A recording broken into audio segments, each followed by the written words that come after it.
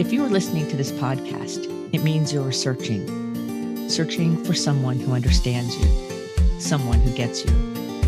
You are yearning to be understood and to belong. Welcome to the Someone Gets Me podcast, where we help smart, talented, and sensitive people navigate an often insensitive world. I am Dianne A, your host. My roles as ambassador, author, speaker, and intuitive mentor for bright and talented people are woven into each episode. I have the experience and knowledge to educate and inspire, as I have been there and I understand your unique intensities, sensitivities, and challenges. Welcome.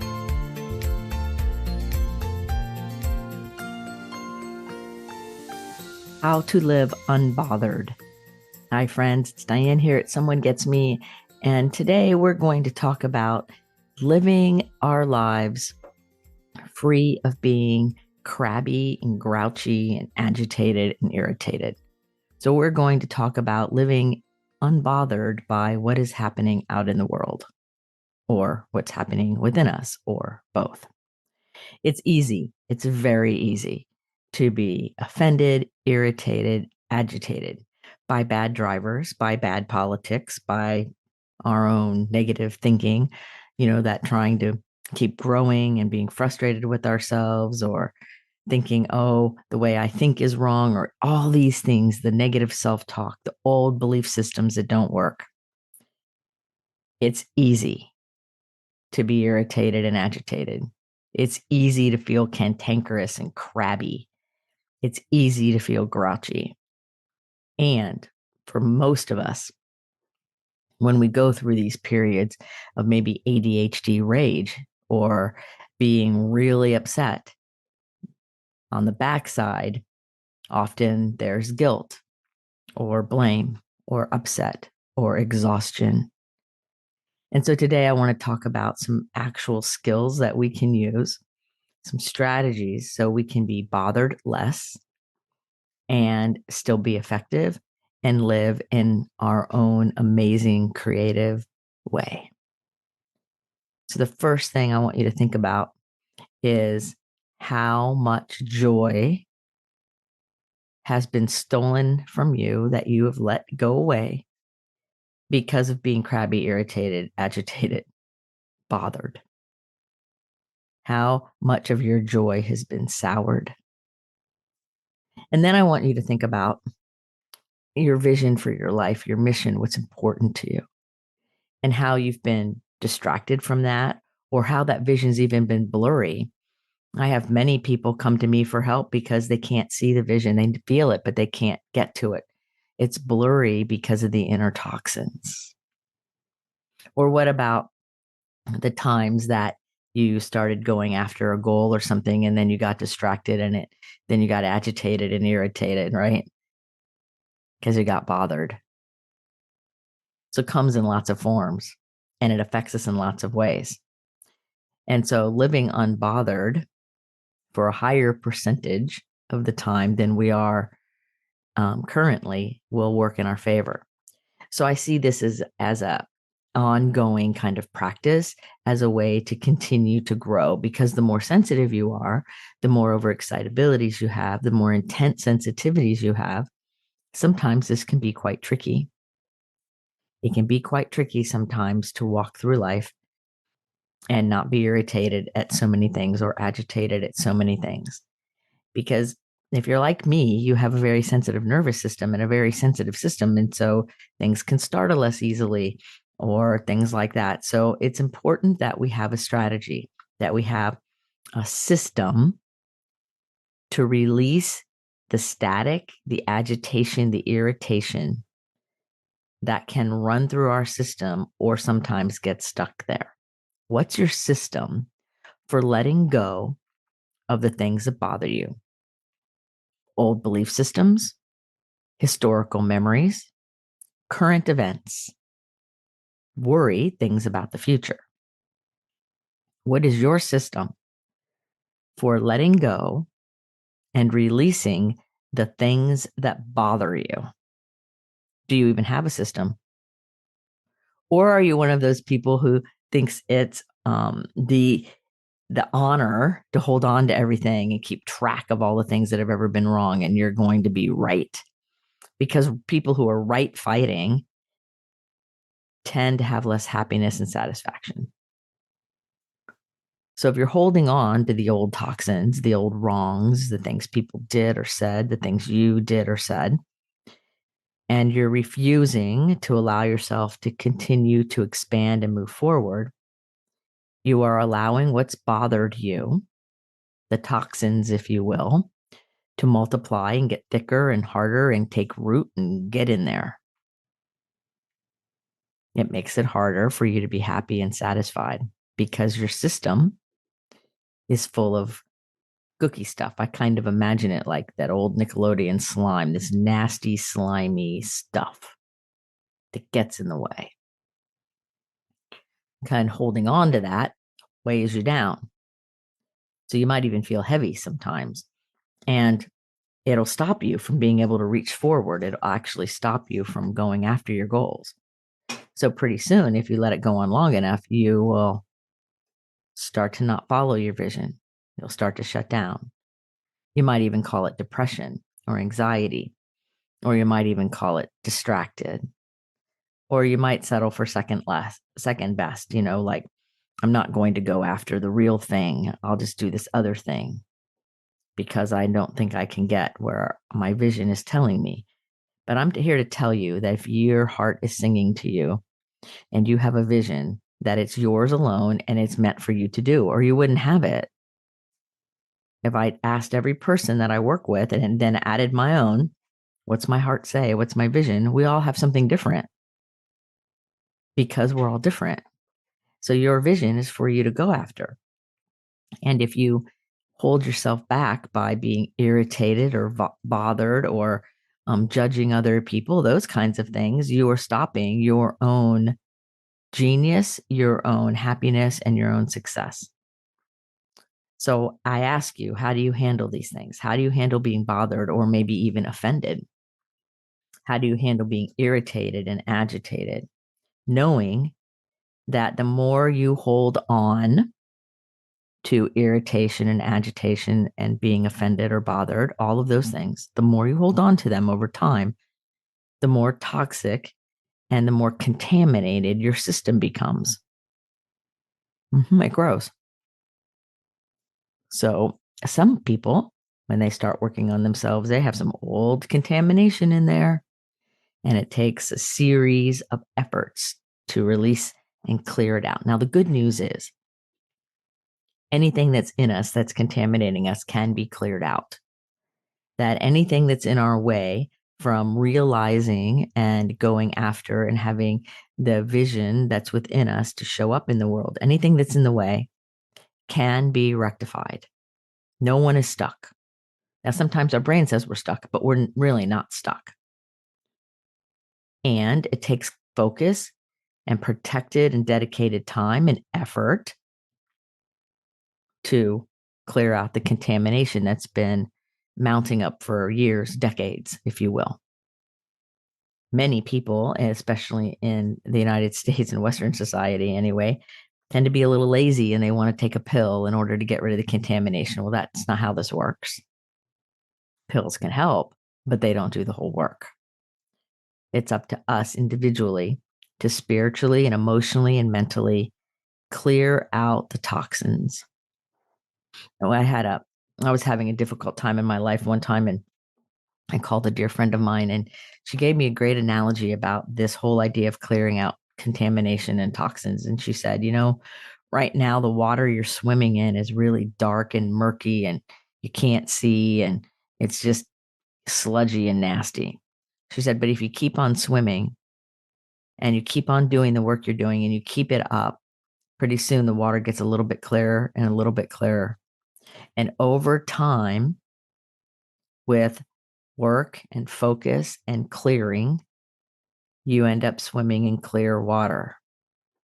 And that visual helped me a lot. I'm a water person, so that I could relate to it, but it really helped me. So in those days where the water feels dark or murky, I know that if I keep going and I keep swimming, then the water will eventually get clearer. And she was correct. Through that difficult time, I kept on going, I kept swimming, and she was correct. Another friend of mine at another time of my life used a different analogy. If water analogies don't work, I was living in Florida at the time, and my friend said, if you're driving from Florida to California, do not turn around in Texas. Keep going. So sometimes it's just the action of putting one step in front of the other to clear out the toxins, to build a system to let things go. Now, if you're intuitive and empathic and gifted and you're sensitive, sometimes the letting go part is a little tricky because we're taught in this society to hold on to everything. And some people care about justice. And so there's all these reasons to hold on to things, but there's more compelling reasons to let things go emotionally and energetically so that it doesn't bury you. You can still have passion about things and not be buried in the heavy toxins of it. You can still do great things without being buried in the toxins and the contamination. So we want to, it's like declining. Here's what it's like. It's like declining an invitation to a party you don't want to go to anyway. So when somebody tries to, say something that's offensive, or even like if you're on social media and you see something you don't agree with, or whatever it is, big or little, even in your own thinking, you could, the negative self-talk starts up. You can decline that invitation. You do not have to engage it. You don't have to engage your own old thinking. You don't have to engage any of it. Not really.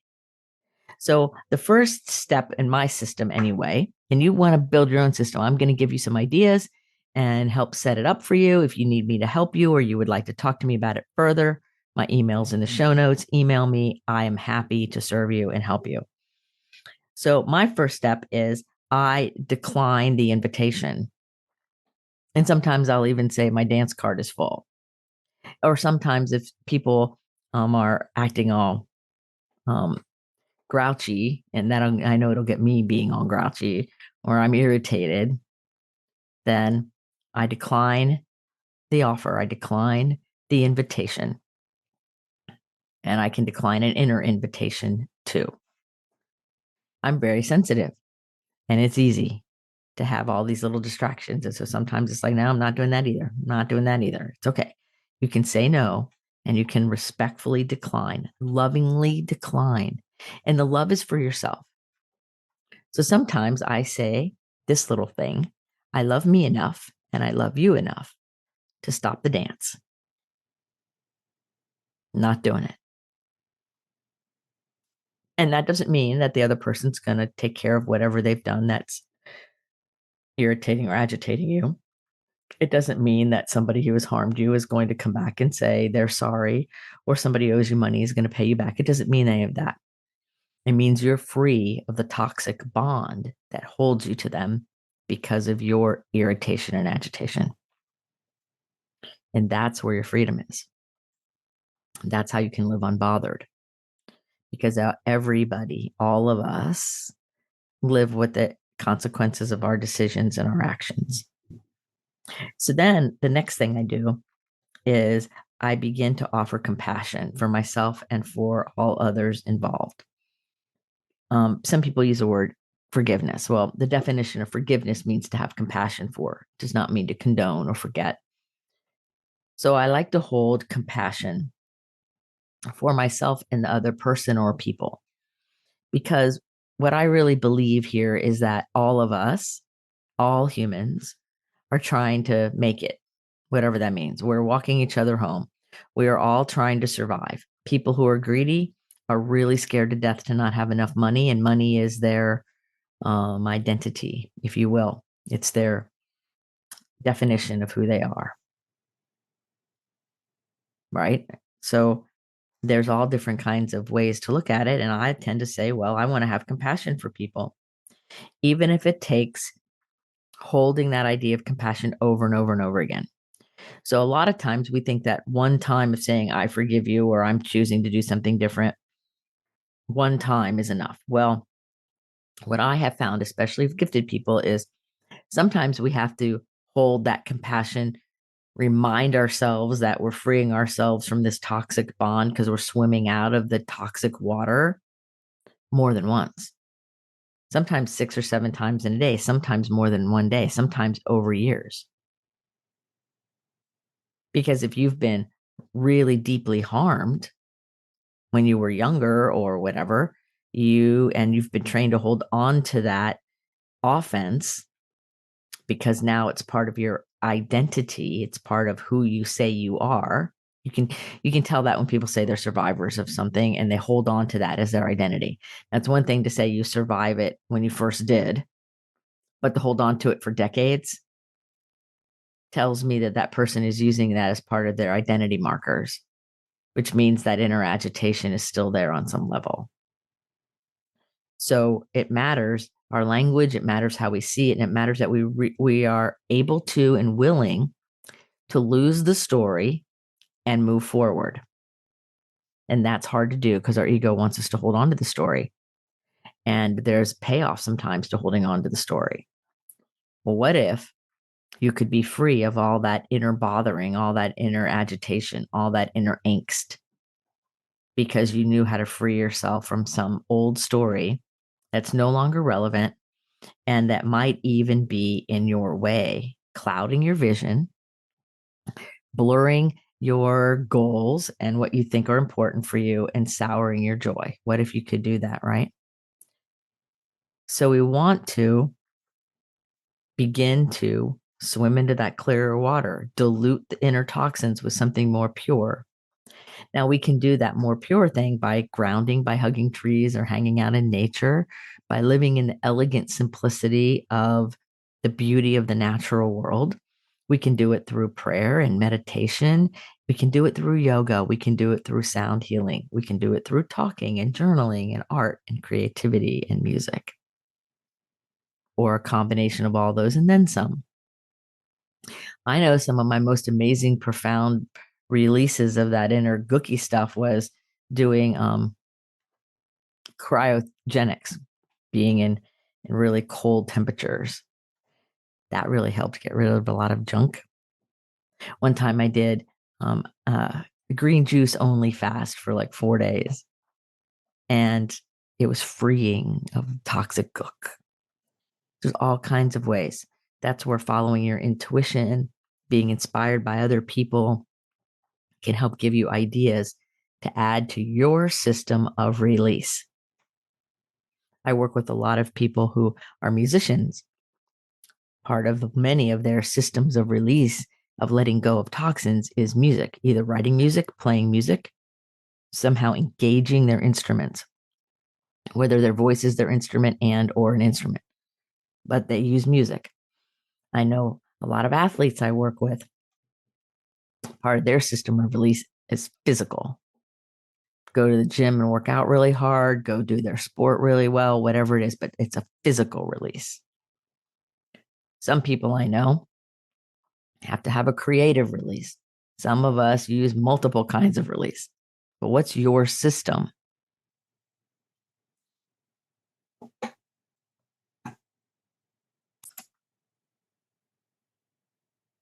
So your system of release is yours alone, and it can have elements of many things. And it can also change and shift and move over time, because as we grow and evolve and change as people, some things that work really well for us at one time of our life might work differently at a different time. So think about it. What's your system? Understand that holding on to things that have offended you, including things you've done to yourself, or things that have upset you, like regret, guilt, all of those things are distractions. They are energetic and emotional distractions that are impeding your living out your vision and fulfilling your heart's desire. And we all have them on some level.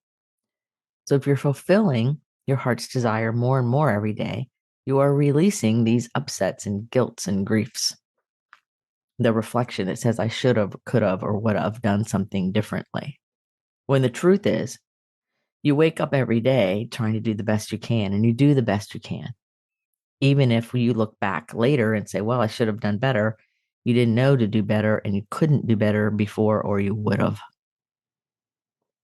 So we have to take ourselves out of that beating ourselves up victim place and say, all right, everything I'm holding on to that's an offense or an upset of some kind is a distraction from me living out my vision, my life, my happiness.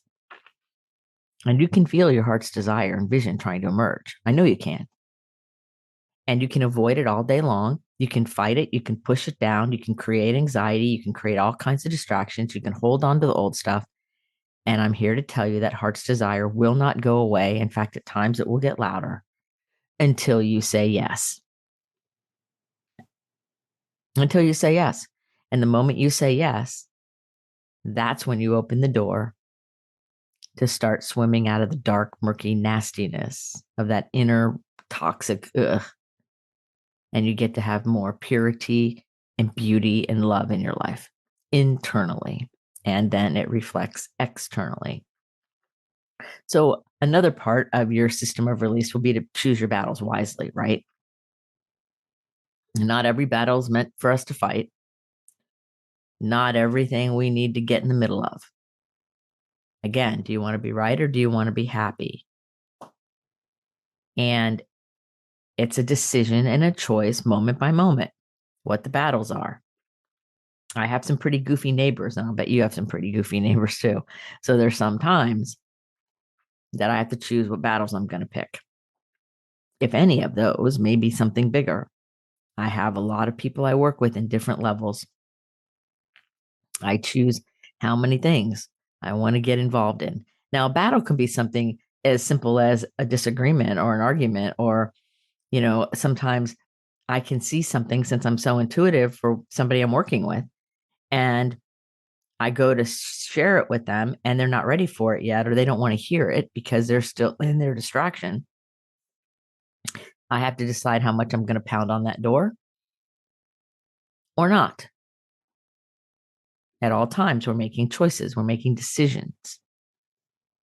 And distractions come in all forms. And some of them look very noble. They look and appear very valid. And yet they might be a distraction.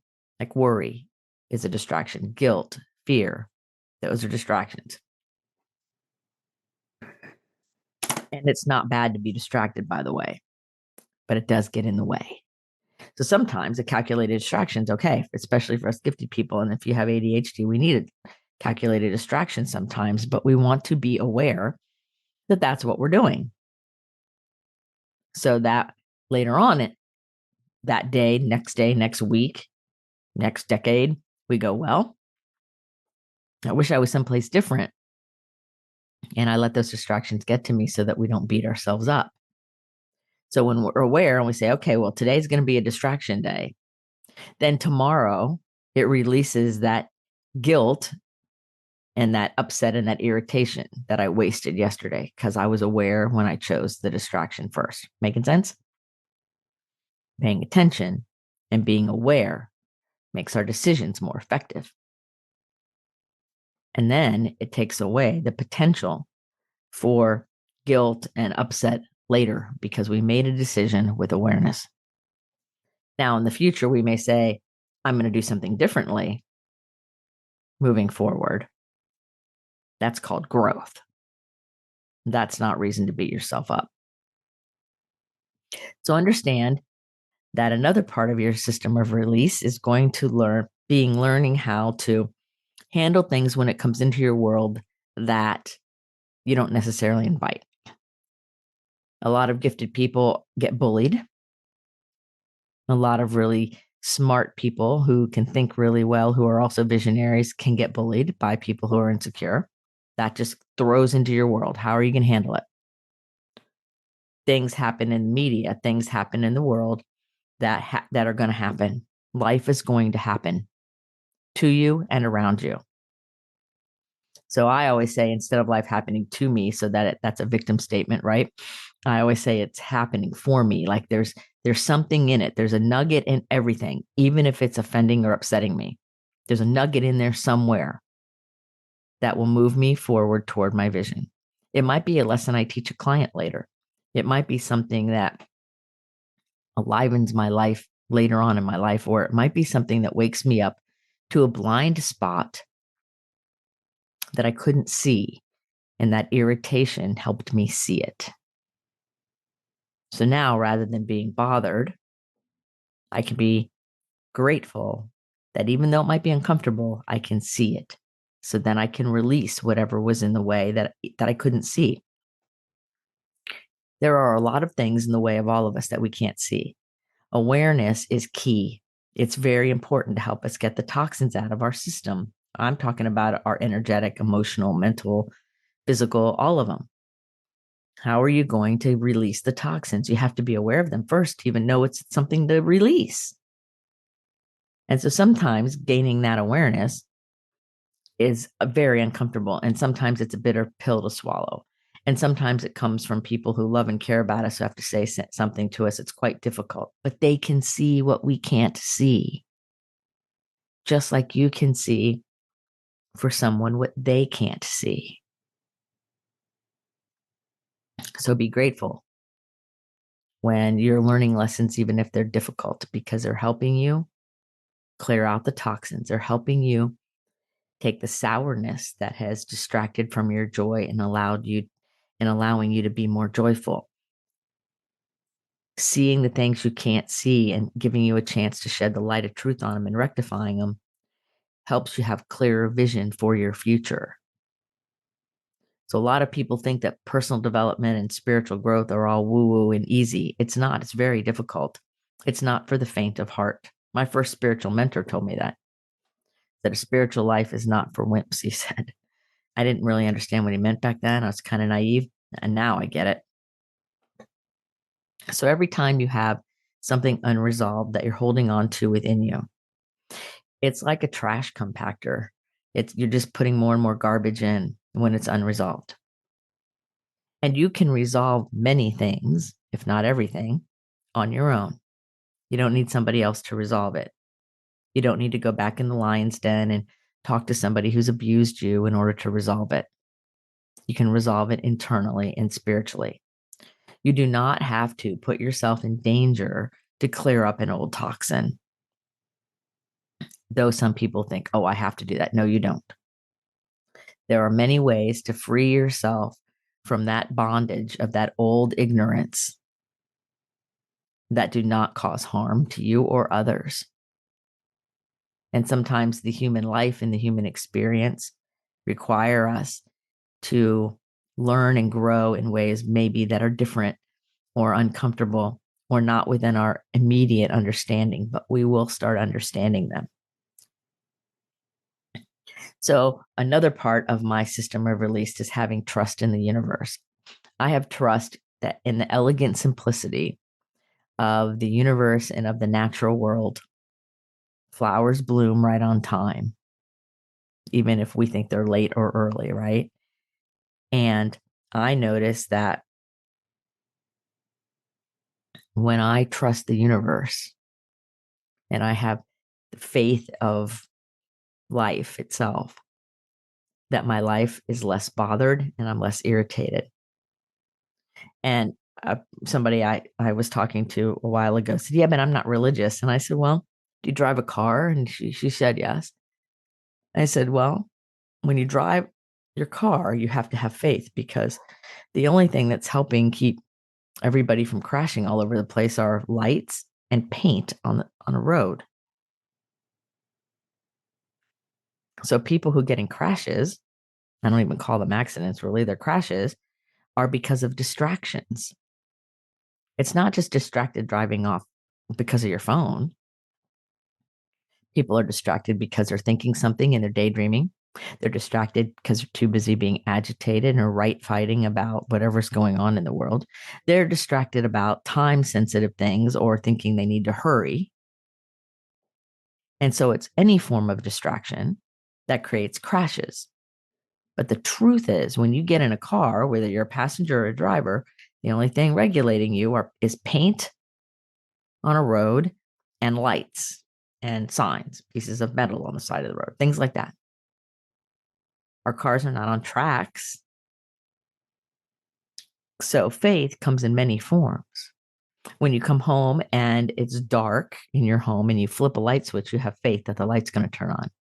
When you go to sit in a chair, you don't test it first, do you? You just sit in it because you have faith it's going to hold. It held you once, it will hold you again.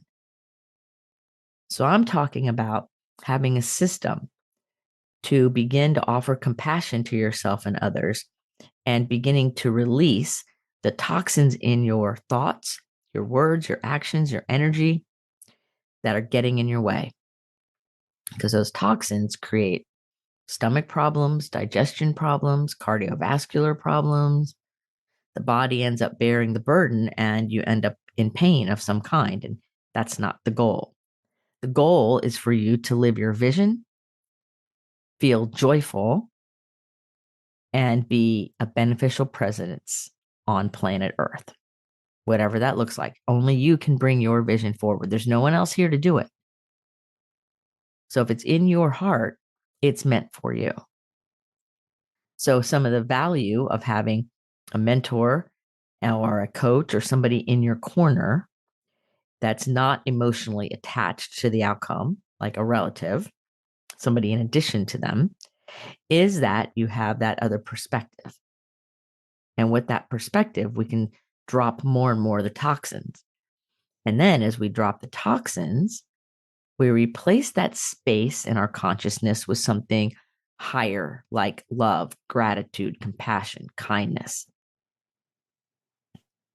There's no such thing as a vacuum, except man-made vacuums. So when you're clearing out your inner landscape, you want to be sure that you put something in that spot that's of higher quality, like compassion or love or kindness. There's a way to do that. That's a different system, right? But the system of release is letting things go and living your life unbothered. Now, we're not going to do it perfectly. And some days we are going to be bothered all the time, and some days hardly at all. And some days we'll remember all of our skills and our system, and some days we won't. That's where compassion comes in. Because gifted people like to do everything perfectly right out of the gate. Oldest children and only children also have that issue where I have to do it once. I have to memorize it when no one's looking and then be perfect. And I'm telling you, no, you don't. That's a lie. That's a toxin you're holding on to, that perfection. It's not true. The truth is, you were born fully equipped with everything you need, all your internal resources, all your intuition, your empathy, all that inner yumminess of your essence. You're born with it. Any part of it that you cannot access, it's because there's a distraction that's gotten in the way from yourself or imposed by others. So our journey of freedom, our journey of living unbothered, is in peeling away all of those distractions and being really connected to who we are on the inside. And every one of us in human form are on that journey. We're never done, and there is no finish line. And it's never too late to start. We can start at any time and move at whatever pace is comfortable. Some days quickly, some days slowly, and it's all okay. You are okay. So, friends, I hope that this episode about how to live unbothered has served you. My hope is that you develop a system of release that works for you, that's fluid enough to evolve as you evolve. And of course, if there's anything that I can do to serve you, or a topic you would like me to speak about, or you would like to meet with me, all you have to do is check out all the links in the show notes. My email is there. The way to contact me to get to know you call is there. There's everything is there. My purpose in the world is here to serve, to help raise the vibration of people and help us all live the life we're meant to live. So if there's any way I can serve you with that, my answer will be yes. Until the next episode of Someone Gets Me, put your face to the sun so the shadows fall behind you, because you're a rock star. You are here on purpose with a mighty purpose. So go out there and let your light shine. Learn to live unbothered. Until the next episode, be well. Are you tired of searching for someone to understand you? Join our Facebook group, Someone Gets Me. In this group, you will be able to connect with others who are intense, sensitive, smart, and talented. I share my insights and teachings, and you can connect with others in a real, authentic, safe forum. So join us today. Someone Gets Me.